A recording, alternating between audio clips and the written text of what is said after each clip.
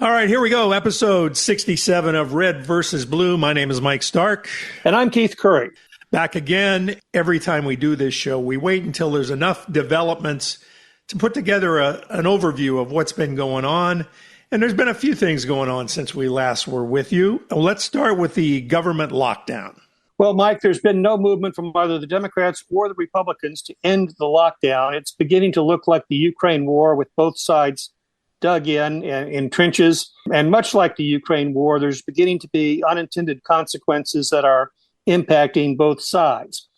Federal employees are now not getting paid, including the air traffic controllers. Apparently, Paul Mellon put up $130 million to make the military payroll this week.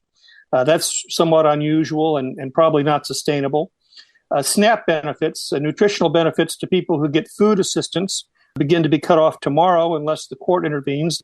Now, the interesting thing about that is that SNAP is actually in the Republican bill, and if it were to be voted on, that would be fixed. But it's being held hostage. On the other hand, it was announced that Obamacare premiums are going to rise by, on average, 30%. People are now going to begin experiencing those increases next month. And so that gives people sort of a sense as to what the Democrats were fighting for. Government workers, unions, and the airlines have both said, let's stop this and let's get back to work, and have endorsed basically reopening on the Republican terms. Voters are generally holding the Republicans responsible for the shutdown because they control the government. It's a box for the Democrats because of SNAP and employee pay are in the Republican bill, and those problems will be fixed. On the other hand, Obamacare increases are going to affect, frankly, a lot of red state Republicans. As Marjorie Taylor Greene has pointed out, one does not expect her to be a fount of wisdom, but occasionally she surprises. Republicans still haven't got an answer for Obamacare. The whole repeal and replace was blown up because they never had a plan to replace, and they still, a dozen years later, don't. So we've got a financially unsustainable situation. Now, the extension bill was for 7 weeks, and we're now into the 4th week. So even if they, pass it, it solves the problem for 3 weeks. Right. And then Johnson now has got to deal with the issue of what happens if he gets to the end of the 7th week. The bill he passed will expire. So he's got to bring the House back and vote. And of course, he's kept the House out so that they don't have to swear in Representative Kefalga of Arizona. She would be the 218th signature on the discharge petition, which would cause a vote to release the Epstein files. Many Republicans believe that if the discharge petition is signed in the House, that 100 Republicans will engage in a jailbreak and will vote to release the files. So an interesting poll on PBS this week about the Epstein files. 77% of Americans believe that they should be released.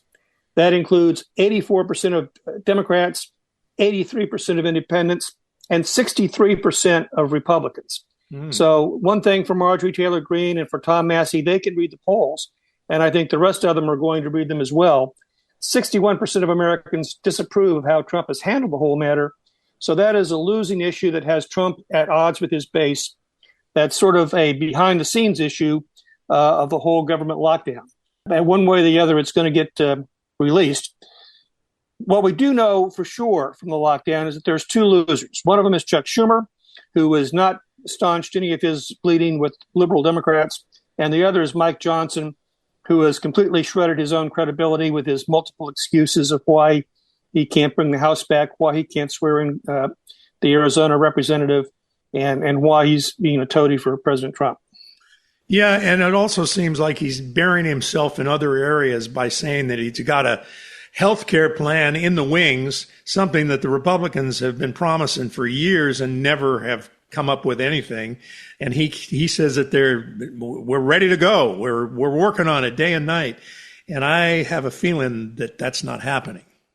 Yeah, it used to be that the coin of realm in politics was your personal credibility. Your word was your bond. But for a long time now, apparently that's no longer been the case. And Mike Johnson is really suffering from a credibility gap that I think he's going to have a hard time recovering from. Okay, so all of this has to affect the off-year elections, and those will be starting to roll out very shortly, I would imagine.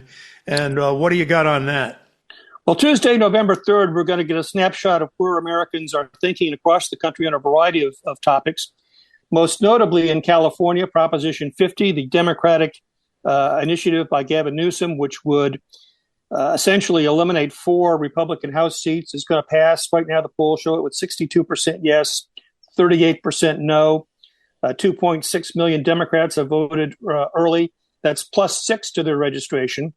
1.3 million Republicans have voted plus 2 to their registration. So Democrats have outperformed in terms of early voting. Now, Republicans do vote more at the ballot box, but nonetheless, I don't think they can overcome that margin. So that's going to pass. That's going to put a plus 4 advantage to the Democrats in the House to offset what's happening in Texas.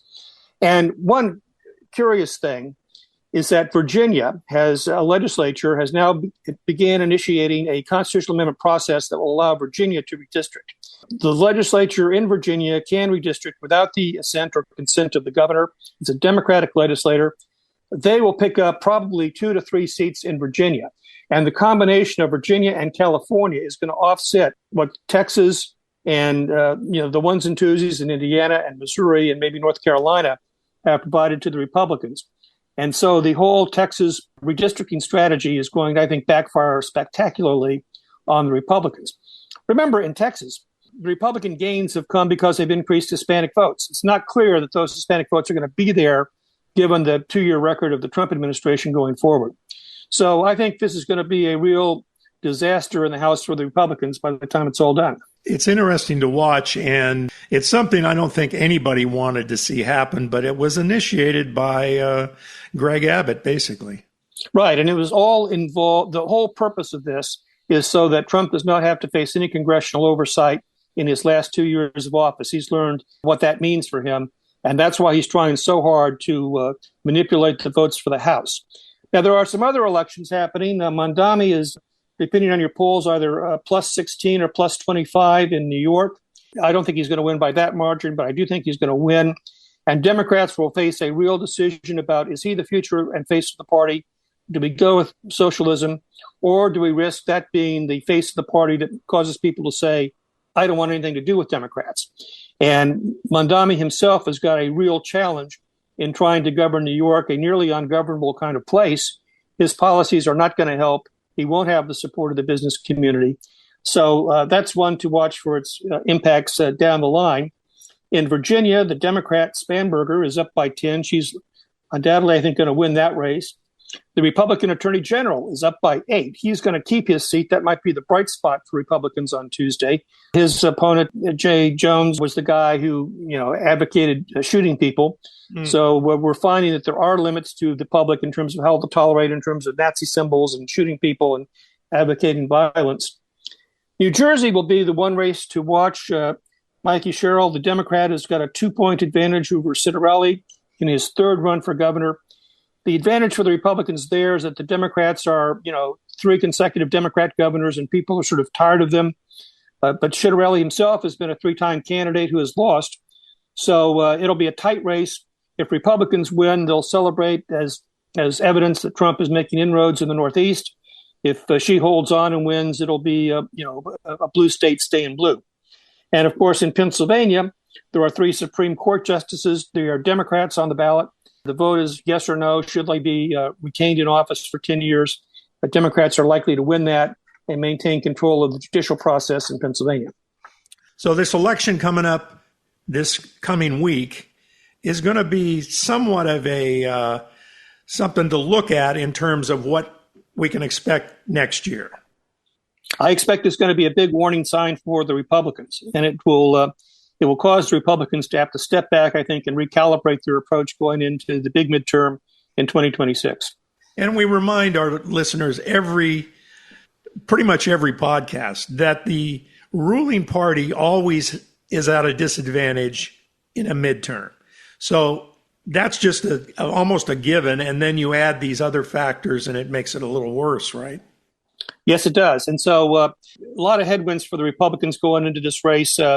Again, I think the Attorney General in Virginia is one they're likely to win, and they have a shot at New Jersey. But otherwise, I think it's going to be a disappointing night for Republicans. Gotcha. All right. Spend some work on that White House. Yeah, so apparently there are rules for what you can build in historic districts, but not what you can tear down.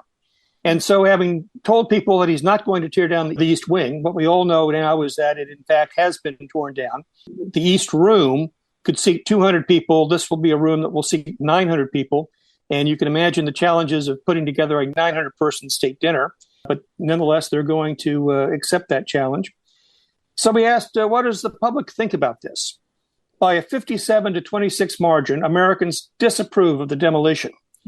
By a 61 to 25% margin, and this is counterintuitive, it's a bigger margin, people disapprove of the new ballroom. In other words, people are saying, well, you can tear down the East Room, but don't build the ballroom, by a few more points. Wow. And by a 55 to 28% margin, people disapprove of how it was handled.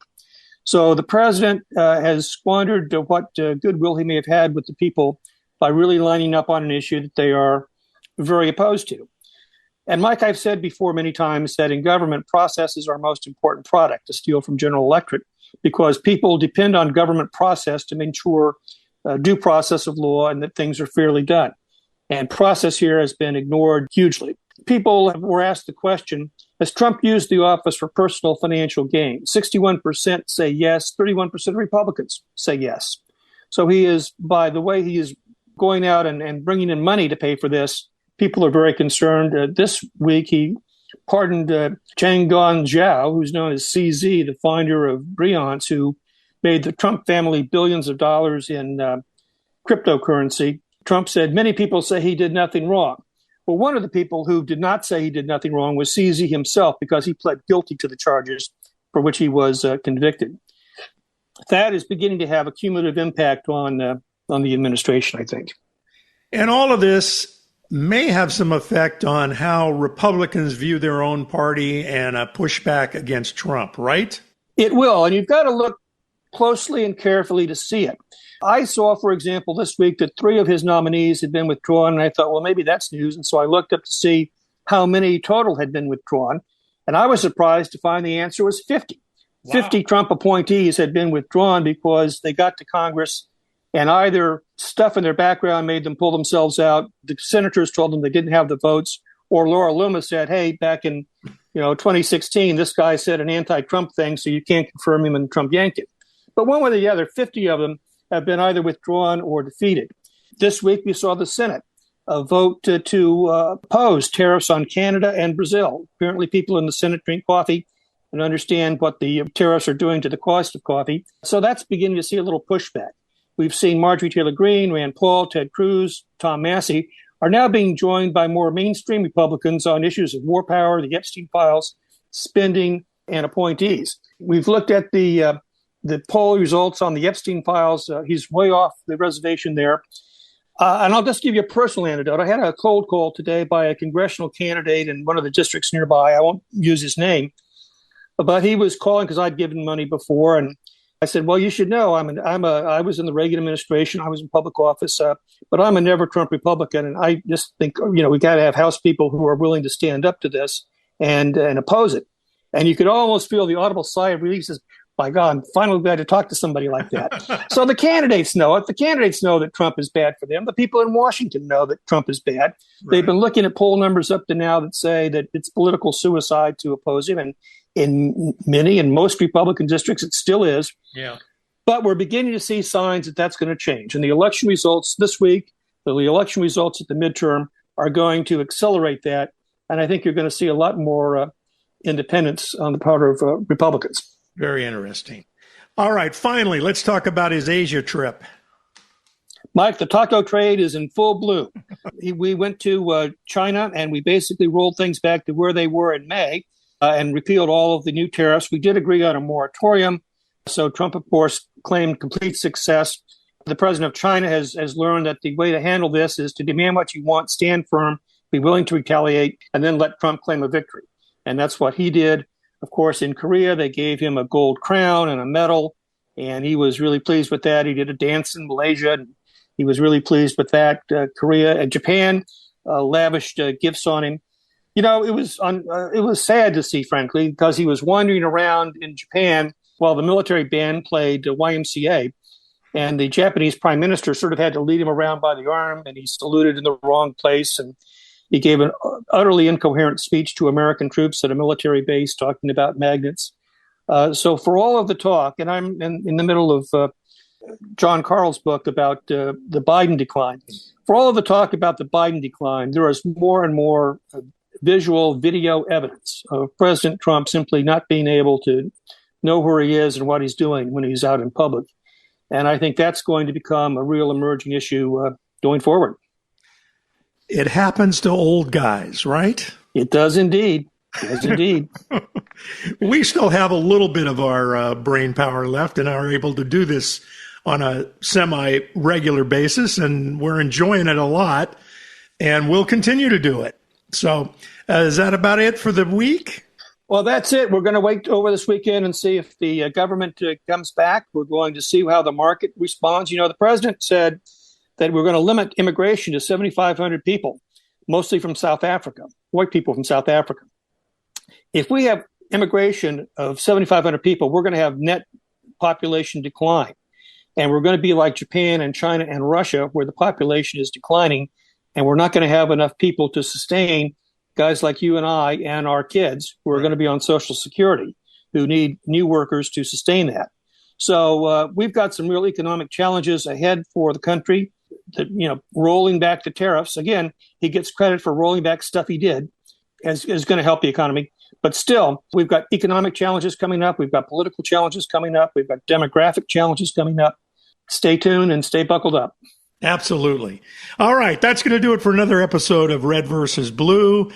Check out our Facebook page. Share the podcast with your friends if you like the podcast. Leave us a comment on the platforms. Do all the stuff that you do on social media if you do that. That'll do it. We'll see you next time for another edition of Red versus Blue. Thanks, everybody.